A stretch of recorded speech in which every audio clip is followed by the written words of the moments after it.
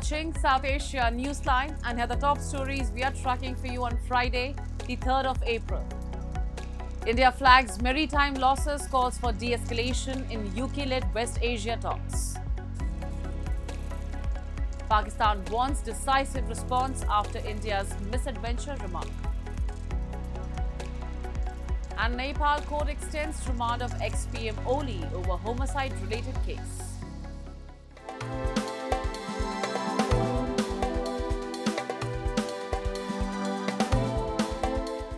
And now for all the details. India highlighted the loss of its mariners in attacks on merchant shipping in the Gulf as it pushed for safe navigation through the Strait of Hormuz at a UK-hosted summit of nearly 60 nations.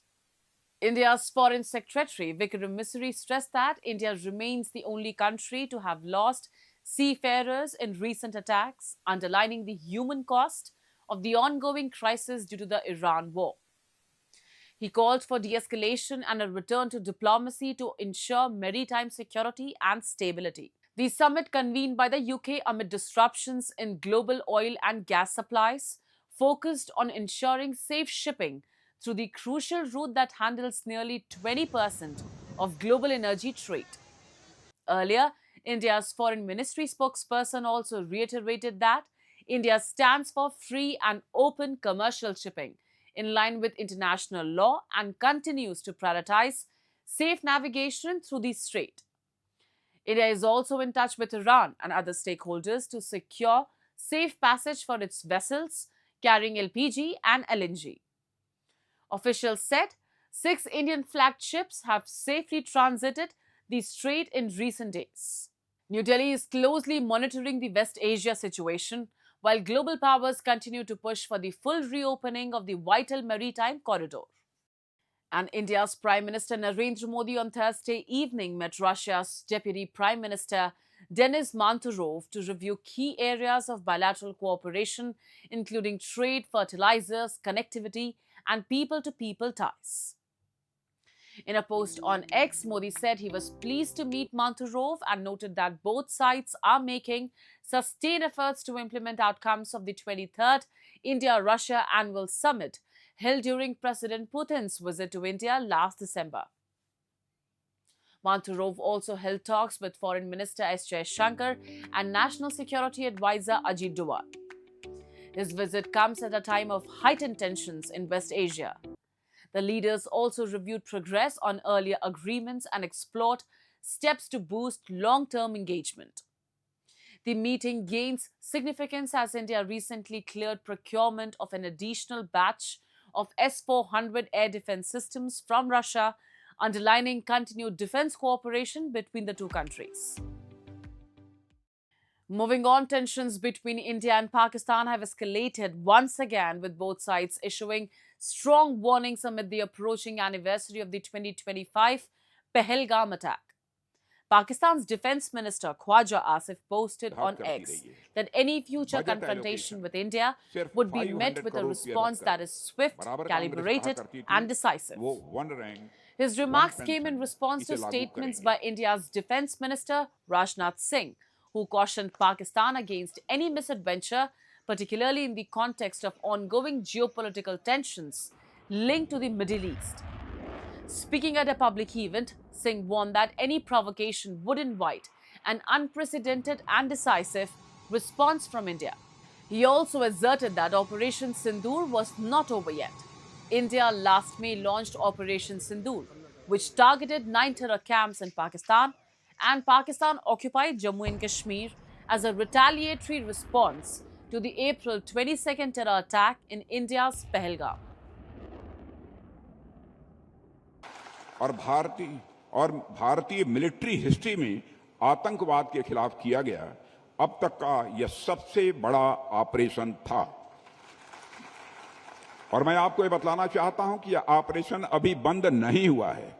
यदि किसी प्रकार की नापाक हरकत पाकिस्तान की तरफ से हुई तो हमारे सैनिक उसका मुंहतोड़ जवाब देंगे, जिसे वह कभी भूल नहीं पाएंगे। और मैं एक ही सेंटेंस में कहना चाहता हूं, इस बार जो होगा वह अनप्रेसिडेंटेड एक्शन किया जाएगा हमारी आर्मी के द्वारा। यह भी मैं साफ तौर पर मैं कहना चाहूंगा। And South Asian economies like Bangladesh and Pakistan are struggling to handle a deepening energy crisis triggered by the conflict in the Middle East. Bangladesh has introduced sweeping measures to reduce energy consumption, including shorter working hours and restrictions on commercial activity. Government offices in Bangladesh will now operate from 9 a.m. to 4 p.m., while markets and shopping centers must close by 6 p.m. Bangladesh, home to around 175 million people, has already rationed fuel, restricted vehicle sales, and shortened fuel station hours amid panic buying and long queues. Meanwhile, Pakistan is facing its own economic strain from surging energy costs.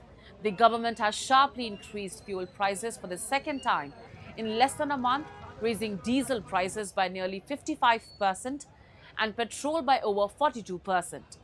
The country relies heavily on imported oil from Gulf countries, is particularly vulnerable to supply disruptions.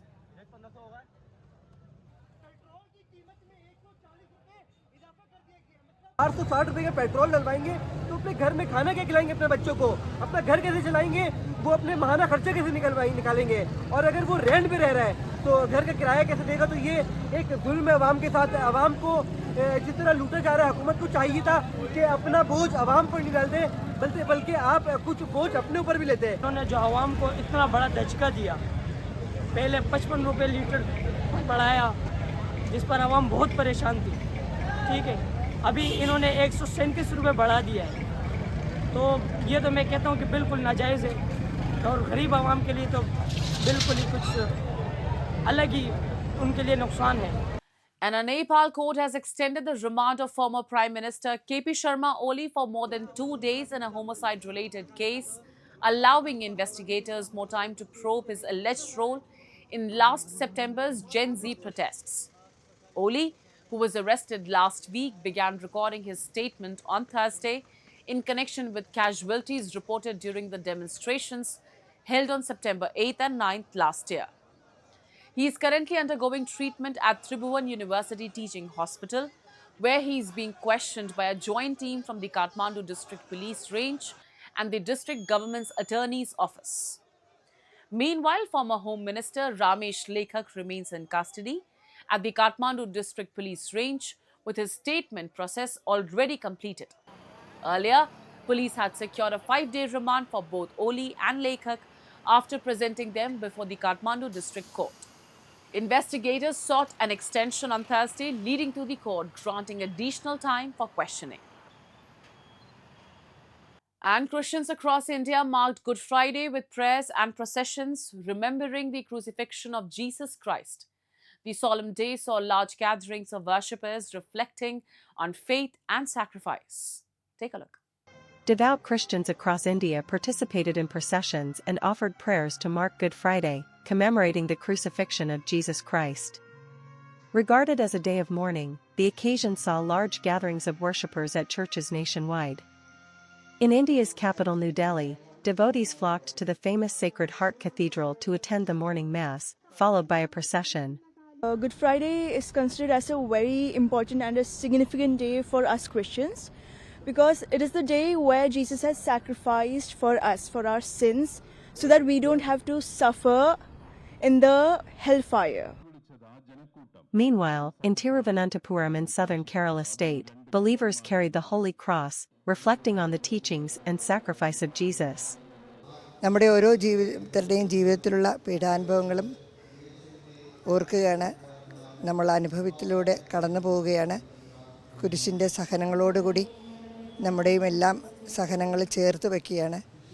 ഈ കുരിശ് കഴിഞ്ഞ് ഉയർപ്പിൻ്റെ പുലരിയിലേക്ക് പ്രവേശിക്കുന്നതിന് വേണ്ടി കാത്തിരിക്കുകയും ചെയ്യും.